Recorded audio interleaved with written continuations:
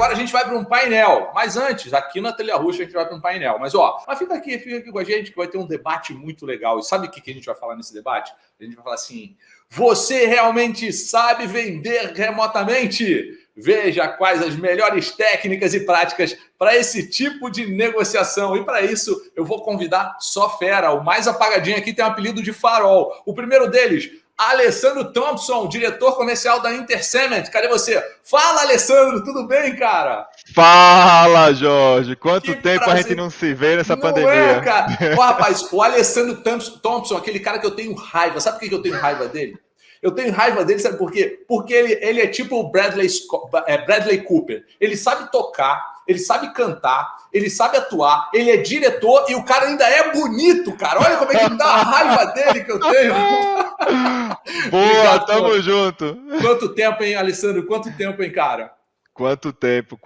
Mas que bom poder estar aqui hoje com você e com os nossos colegas aí que vem pela frente. Que bom. Vamos lá. E para compor esse time, eu vou chamar o Marcelo Rosa. Marcelo Rosa, que é diretor comercial da Puquê Imaginário. Fala, Marcelo, tudo bem?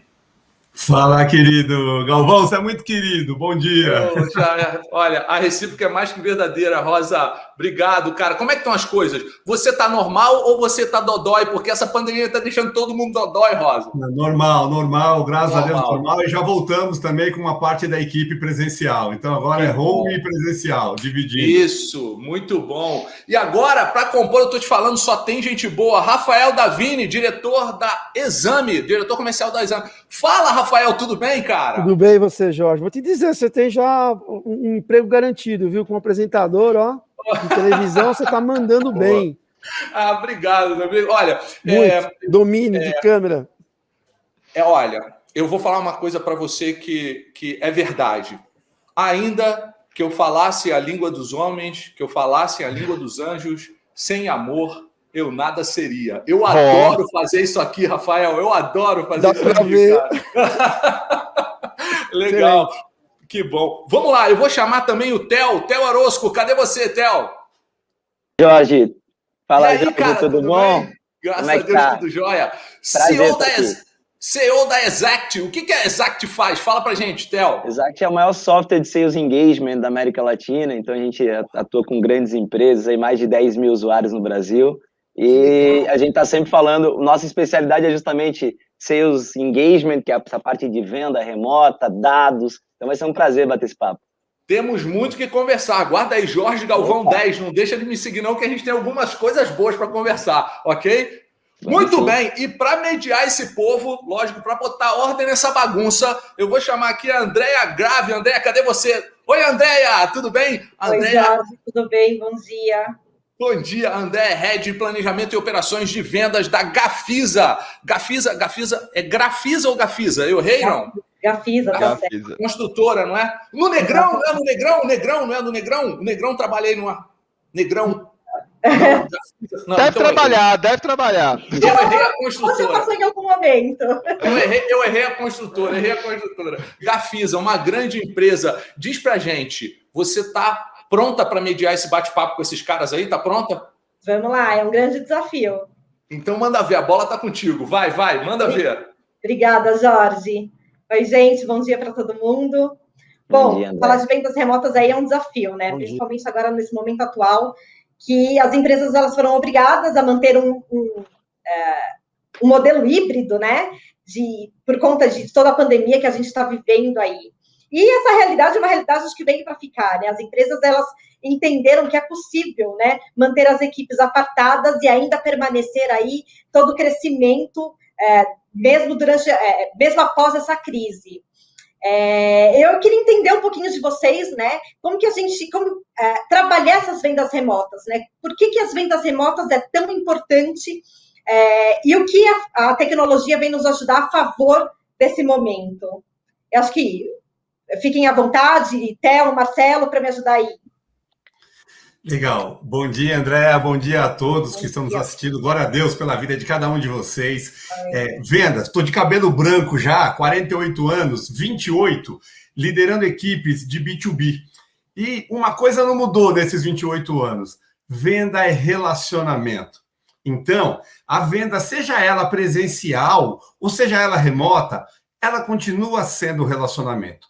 E agora, a gente tem uma oportunidade muito grande de migrar as vendas desse contato físico para um contato remoto, porque a gente tem tecnologia para nos ajudar nisso. É importante porque a mensagem sempre é um desafio muito grande de qualquer companhia, que a mensagem que foi desenhada, que ela consiga chegar na ponta, nesse lojista, nesse nosso comprador, que ela chegue da maneira correta. Então, quando você tem um vendedor externo, um representante, você, por mais que você dê o treinamento, você não consegue monitorar aquele momento exato da venda ali física, né? Você não tem uma câmera ali para olhar e poder fazer uma avaliação. Então, quando você parte para o remoto, aí sim, você tem uma equipe interna que você controla com tecnologia a gravação da informação, você garante que a mensagem vai ser transmitida da forma que você quer. Então é muito bom, a venda remota ela é muito boa, porque você está com uma equipe interna, que você tem controle de todo o processo, e você entende, consegue enxergar e fazer os ajustes para que a tua mensagem chegue exatamente como você quer. E você ganha ainda uma economia grande, porque os custos de uma visita física para uma remota é infinitamente menor a remota. Então, isso vai para um EBITDA e isso volta para esse cliente. Você consegue também devolver em benefícios para ele, porque você deixou a tua operação mais rentável. Então, ele colhe esse benefício também. Por isso é muito importante essa migração para a venda remota. Ela te deixa com mais controle, você consegue passar aquilo que realmente você quer, e você também economiza e ainda volta recursos de investimento para esse teu comprador. Andréia, assinando bem embaixo do que o Marcelo falou, você acha que esse custo de aquisição de cliente, esse CAC, que reduz, é uma das grandes vantagens, né? E aí, quando a gente fala de uma segunda vantagem que a gente tem, seria na linha de replicabilidade. Então, a gente consegue gerar muitos dados a partir de uma jornada remota, e isso é uma vantagem competitiva, não só dados qualitativos, que servem mais para uma jornada de enablement, né, de treinamento, mas também quantitativos, que fazem com que a gente tenha a tecnologia nos apoiando. Eu gosto muito de um processo que mistura, de uma jornada que mistura um bom processo, ferramentas que sustentam eles e pessoas bem treinadas e motivadas, né? Acho que essa é a tríade, até escrevo isso no meu livro, é a tríade daquilo que sustenta um bom processo, seja ele de venda, de atendimento ou de qualquer outra coisa. Então, assim, a venda, quando ela é remota, ela nos dá essa possibilidade de rastreabilidade. O Aaron Ross, antes de tudo isso, até lá atrás, ele escreveu um livro chamado Receita Previsível, né? Que a base, basicamente, é isso. Só que isso só é possível com padronização. Então, acho que a gente tem que drivar um pouquinho, assim, a nossa mentalidade, a nossa forma de pensar quando a gente não pode ter a mesma mentalidade de quando se fazia a venda anteriormente. A gente tem que vir para um drive muito mais padronizado. Porque para você, aí eu vou trazer, até uma das grandes coisas que me lançaram no mundo de vendas foi porque eu era um cara de produção. E aí eu trouxe livros de produção para venda, né? Então, por exemplo, Teoria das Restrições, a Meta, do Goldratt, é um livro que eu uso muito, e ele vai te dizer que você tem que focar onde está o gargalo. E quando a gente fala de venda remota, é muito mais fácil detectar gargalos para poder focar. Então, assim, a gente vive o mundo dos dados e, assim como eles trazem muitas vantagens, eles trazem muito perigo, porque a gente pode ter excesso de dado, ele pode nos levar para um lugar totalmente errado. Então, saber onde está o teu gargalo e que tipo de KPI, que tipo de métrica é o teu fator-chave que você precisa analisar para destravar a tua conversão como um todo é fundamental. Eu vejo muita gente com venda remota tentando resolver em lugares onde não vai funcionar muito porque não é teu gargalo. Teu processo está sendo limitado por um fator que te traz a restrição. E aí, só para complementar aqui, eu acho que as vendas remotas elas têm muitas vantagens, mas a gente não pode esquecer das desvantagens. Então, assim, quando a gente fala de desvantagem, o índice de conversão geral, estudando, e ele sempre foi assim de vendas remotas, ele é um pouco menor do que field sales, do que visitas presenciais. Não só isso, a gente tem um no-show maior, ou seja, um índice de reuniões que não acontecem. E para isso a gente tem técnicas que podem ajudar. Então, por exemplo, quando eu tenho um no-show, normalmente quando eu faço uma discovery call, uma ligação de descoberta antes de fazer, e eu estou fazendo Customer Centric Selling, colocando o cliente no centro do processo, eu descubro, eu consigo plantar algumas coisas na cabeça dele, eu uso persuasão para conseguir que ele valorize a reunião, e o meu produto naquele momento é a reunião. E aí eu tenho taxas de no-show muito menores.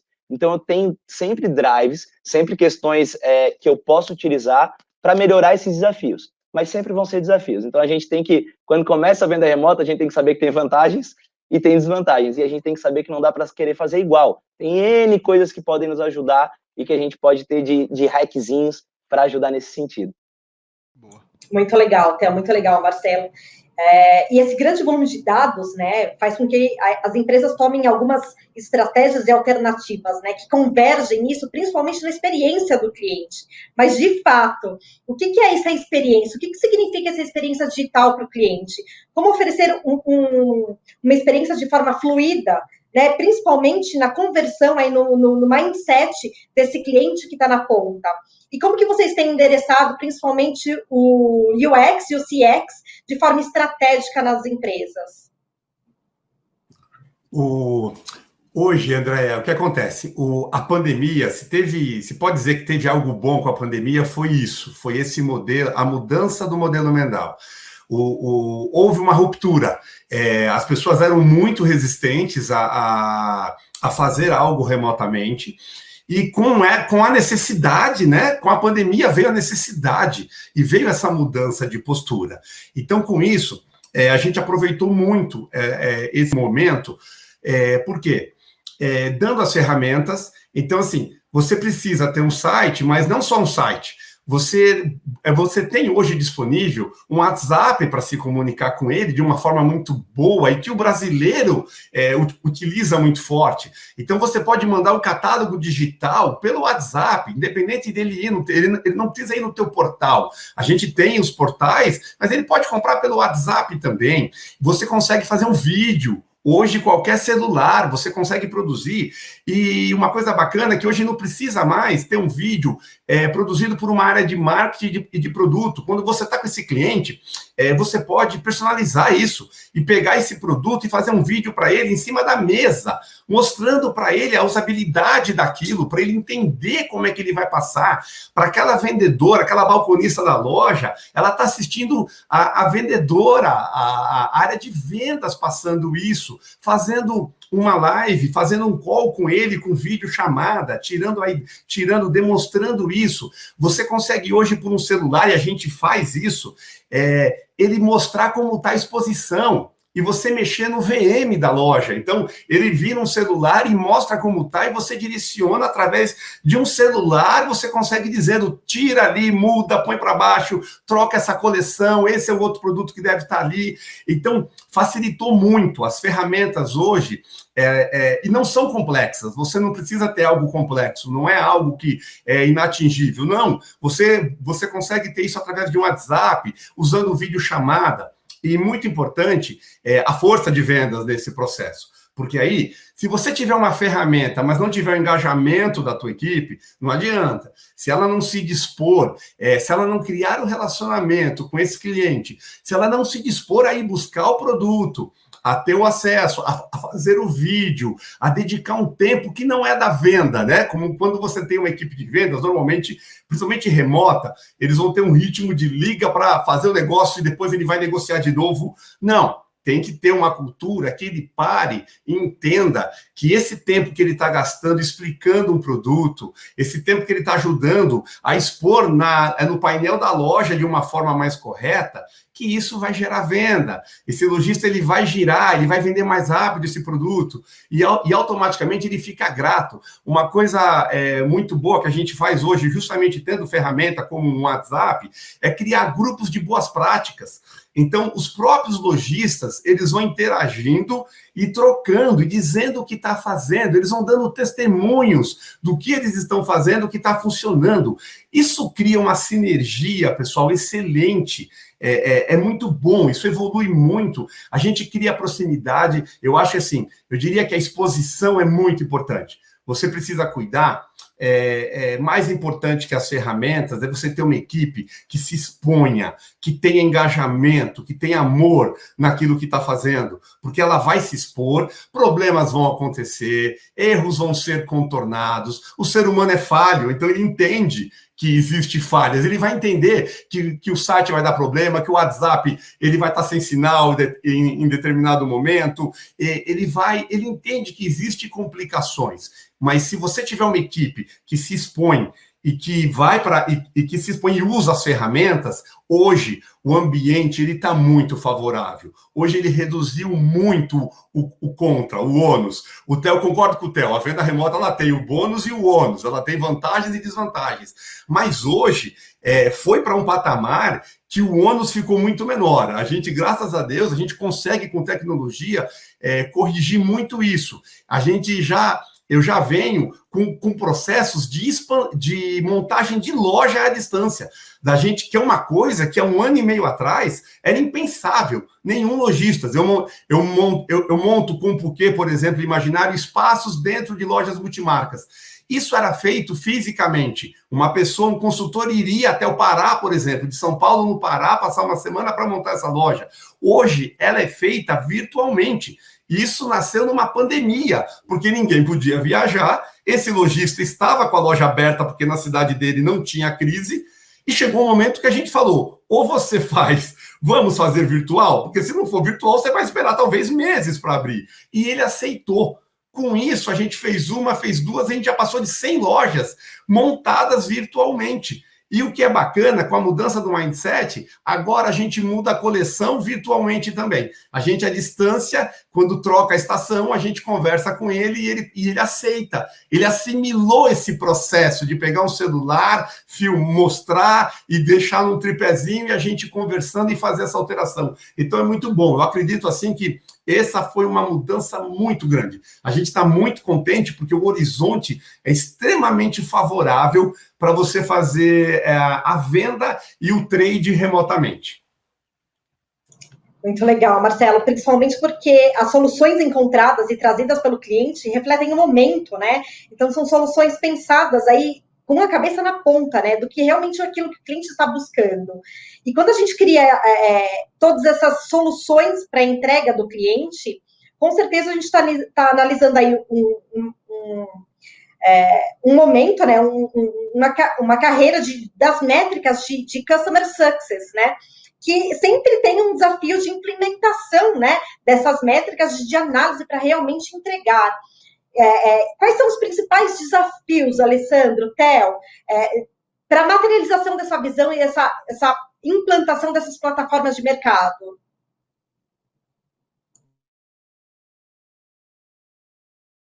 Acho que está no mudo. Agora foi, Theo. Pode começar, Alessandro. Acho que vai mais na você aí.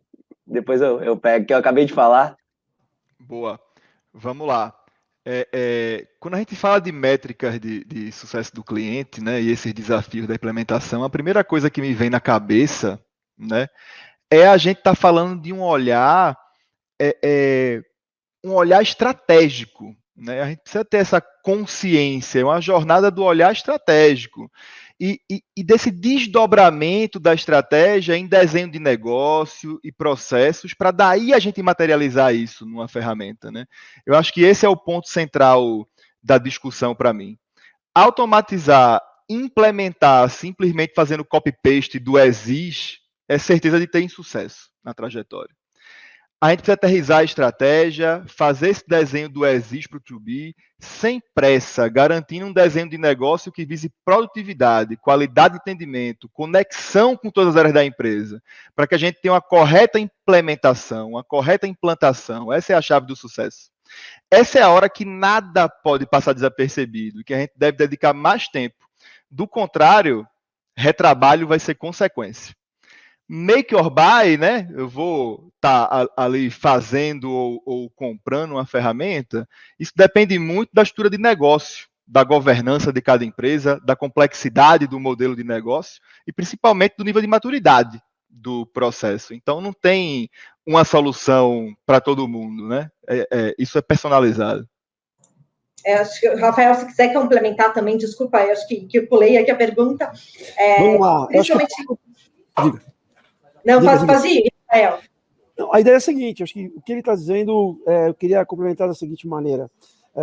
Algo que até eu senti, né, na minha chegada aqui, de atividades que ainda não adotam, né, a questão de de NPS, né, de satisfação do cliente. A gente vê isso muito presente no varejo, a gente vê isso muito presente e a cada dia, né, de forma mais intensa, sendo implementada nas companhias. E esse aumento de venda, né, no online que existiu em função dessa pandemia, em função, né, desse distanciamento social e das pessoas estarem cada vez mais conectadas e passaram a se adaptar a ter todo esse processo de compra e esse UX, né, o experience de compra e como lida com a compra, as empresas como oferecem serviço, como acessa, como gera relevância, como chama atenção. Tudo isso aí culmina onde? Na hora que ele realmente fez a compra, e no momento que ele fez a compra, o quanto ele foi satisfeito com aquela compra, o quanto ele ficou satisfeito com aquela compra, o consumidor. Porque se ele ficou satisfeito, e você entendeu que ele ficou satisfeito, o que você acertou, o que você errou, certamente ele vai passar isso adiante. E vai ser não só a recompra dele, mas ele vai passar adiante para os amigos, para os colegas, a boa experiência que ele teve em todos os sentidos. Do momento que ele entendeu que o produto que foi oferecido para ele era aquilo que ele queria, a forma como ele foi impactado, como aquilo foi relevante para ele, como ele gerou a decisão de compra, como ele fez a compra, como foi o processo de compra e a avaliação do processo de compra. Então, todas essas fases aí, cumpridas de maneira exemplar e satisfatória, vai gerar o quê? Vai gerar compartilhamento. As grandes marcas, as grandes empresas que aí se destacaram, né, muito chamando a atenção pela qualidade daquilo que levou. Então, hoje, por exemplo, você fazer redação, né, deixou de ser aquela coisa intuitiva de jornalista, que ele só simplesmente está investigando o que está acontecendo e escreve. Estou falando qualquer empresa de publisher, né, qualquer empresa de mídia. E é muito mais dado, do cara ter informação de sentenças, palavras mais procuradas, assuntos mais comentados. Tudo isso aí existem ferramentas online que permitem você entender e levar para eles aquilo que chama-se relevância. E no processo de venda é a mesma coisa. Então, quando você está fazendo uma venda, a experiência, a jornada dessa compra, do momento que ele despertou, por que despertou, até o momento que ele efetivou e depois recebeu e satisfeito está ou não, vai compartilhar, é fundamental que seja fluida, que seja absolutamente harmônica, porque isso vai propiciar a recompra, isso vai propiciar o compartilhamento. Então, acho que tudo isso que nós estamos discutindo aqui é intimamente conectado, ligado, né? Isso é trabalhar de forma harmoniosa, como eu sempre digo. Acho que uma empresa que tem vários processos, vários departamentos, ela tem que trabalhar de forma integrada, cada dia mais, sinérgica e integrada, porque se assim não for, cada um vai estar remando para um lado e não vai chegar a lugar algum. Então, acredito que essa sinergia é fundamental e que essa experiência seja fluida e sinérgica é essencial. É isso. Muito legal, gente. Puxando um gancho aí do que o Rafael falou, ele fala sobre a qualidade, né, que leva o cliente realmente a efetuar essa compra, né, a gerar o impulso aí de adquirir produtos ou serviços, e também de toda a adaptabilidade que a gente teve, que as empresas tiveram, né, que se manter durante toda essa crise que a gente está passando, e as pessoas também entenderem dessa experiência e das compras virtuais para se satisfazerem. Mas como que a gente está levando isso, realmente essa experiência, que essa experiência híbrida, ainda encante do outro lado e gera aqueles momentos de uau na hora da compra, né? Como manter esse uau para o cliente lá do outro lado? Primeiro, eu queria só até fazer eu teve uma palestra que eu dei no início da pandemia, que foi um estudo, eu peguei um estudo de Harvard para me embasar, que ele fala sobre as últimas crises. E existe uma componente elástica em toda crise, né? Então, a gente tem uma super adoção de algumas tecnologias e a gente tem um retorno onde a gente começa a ter experiências mais híbridas. A gente deu passos, mas não é todos aqueles passos que a gente foi obrigado a dar naqueles momentos. Então, isso eu acho que é uma tendência que aconteça. E eu acho que esse momento uau, o que a gente tem que se atentar, eu gosto muito, tem um cara que chama Yacov, ele é um dos maiores consultores de venda do mundo, ele é o CEO da Winning by Design, e ele fala muito de Customer Centric Selling, ele tem um livro sobre isso, e aí o que eu acho que é muito interessante nesse conceito, é que ele fala assim, pô, você já pensou você ir no médico, e o médico te dá um remédio, fala assim, olha, pega aqui, André, que esse remédio, ele é maravilhoso para ti, ele não te fez um exame, ele não te fez uma pergunta, e ele está te dizendo qual o remédio que tu tem que tomar. Eu acho que o momento uau é a gente se interessar um pouquinho mais pelo cliente, e a gente primeiro fazer exames, fazer perguntas, e quando eu estou dizendo isso, claro que existem tipos de experiência de compra, né? Eu gosto de dividir em 5 tipos, no touch, low touch, mid touch, high touch e other people touch, que são diferentes. Depois tem lá nas minhas mídias, todo mundo se quiser. Então, assim, Acho que o no-touch você vai fazer isso sem precisar estar perguntando para ele, mas existem outros tipos, mais B2B, vendas entre empresas, com um pouco mais de complexidade, onde você tem que buscar conversar mais com o cliente antes, onde você precisa de um contato humano maior, e aí isso vai ter uma escala de variação. E acho que é importante a gente entender que esse momento wow, ele é fundamental que a gente entenda. Então, as respostas estão no cliente, as respostas não estão na que a gente acha que é legal para ele. A gente tem essa mania de achar que o que é legal para a gente é para ele, ou imaginar, não, eu sei sobre o meu cliente, eu estou há anos fazendo isso para ele, eu sei sobre isso. Só que, principalmente nesse tipo de momento que a gente vive, os drives do cliente, o tipo de pensamento dele mudaram radicalmente, as cartas foram reembaralhadas. Se você não for consultar para ele, então, assim, eu gosto de dizer assim, quando a gente trabalha com Sales Enablement, a ideia é que eu tenha um bom mix de pontos de contato, ou seja, uso WhatsApp às vezes, e-mail, eu tenho frequências que são padrão para entender quais são os padrões que são mais assertivos para entrar em contato com ele, e extrair o máximo de dados gerando valor para ele. Esse é o principal conceito disso. Quando eu estou falando disso, o que eu estou tentando entender é sobre o que eu tenho que oferecer para ele lá na ponta, sobre o que eu tenho que falar quando eu oferecer isso para ele. E isso, para mim, é um momento uau. Não é oferecer aquilo que ele diz que quer, simplesmente, mas é ouvir ele para tirar as conclusões com aquilo que você tem. Então, você precisa ouvir o cliente. A gente fala que em ligações telefônicas, quantas empresas vocês prospectaram nos últimos meses? A gente sempre começa com essa pergunta. Eu pergunto assim, o que tu aprendeu com isso? Quantos por cento das que você conversou prospectando usam teu concorrente? Quantos por cento estão satisfeitos ou insatisfeitos? O que deixou insatisfeito ou insatisfeito? Se você não sabe responder com exatidão a porcentagem, você simplesmente está pegando uma conversa e rasgando, não transformou em dado e não aprendeu nada com ela. E aí você não retroalimenta produto, você não retroalimenta marketing e você não se adapta enquanto venda. Então, eu acho que ter um momento wow é ouvir o cliente e fazer com que toda a jornada aprenda com ele. Para mim, é isso que é um momento wow. Perfeito. Não, ótimo, perfeito. Só uma colocação aqui, porque assim, o ser humano precisa de contato, né? Não é só leitura de dados em cima de extrações e estatísticas que foram retiradas dentro de todas as plataformas de métricas, né? Os dados sustentam, né, Andréia? Na verdade, eles têm que ser extraídos do ser humano, esse que é o ponto, né? Eles são dados de engagement, de engajamento, são dados extraídos que ele te respondeu.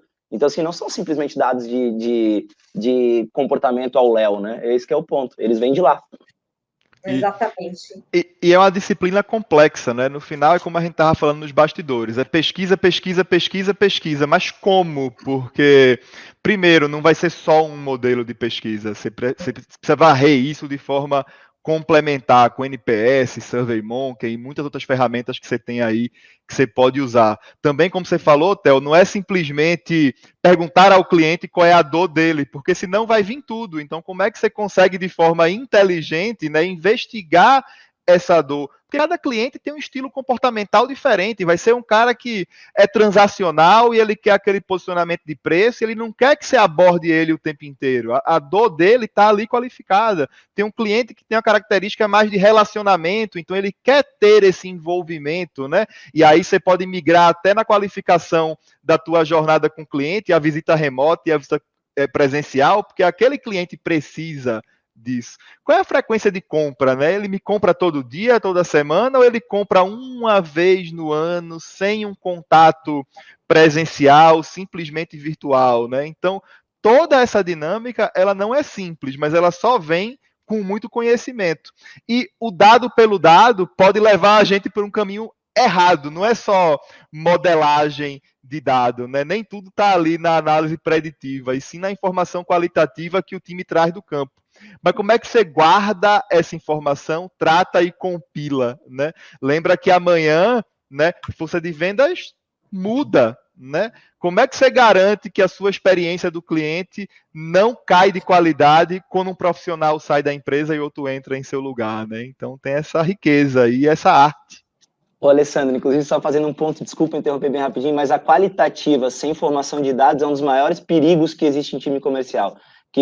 Quem que você vai ouvir? O vendedor que mais vende. O que o vendedor que mais vende vai te trazer de informação normalmente? Aquilo que ele está necessitando para a próxima grande venda dele. E não necessariamente a dor da tua base, a dor do mercado ou qualquer coisa do tipo.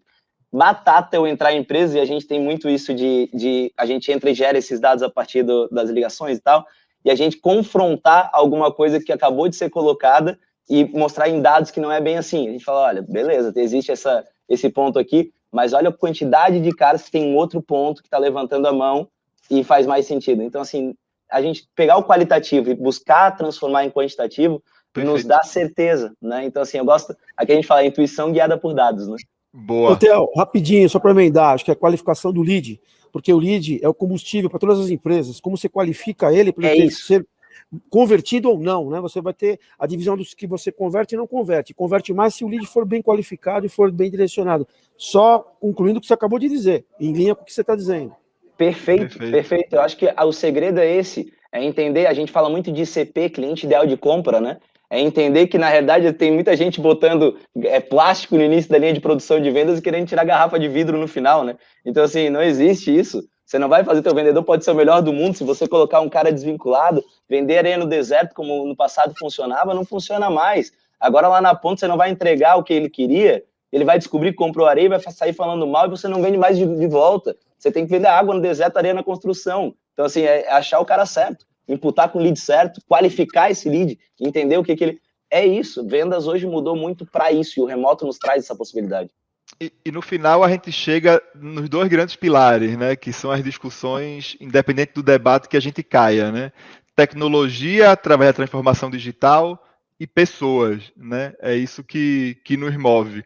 E aí, quando a gente fala de gente, a gente precisa lembrar que essa construção precisa ser feita a muitas mãos, e tem muito sucesso nessa jornada se você implementa um modelo de change management eficiente, para que as pessoas realmente sigam aquele propósito daquela jornada e sejam realmente embaixadores desse modelo, né?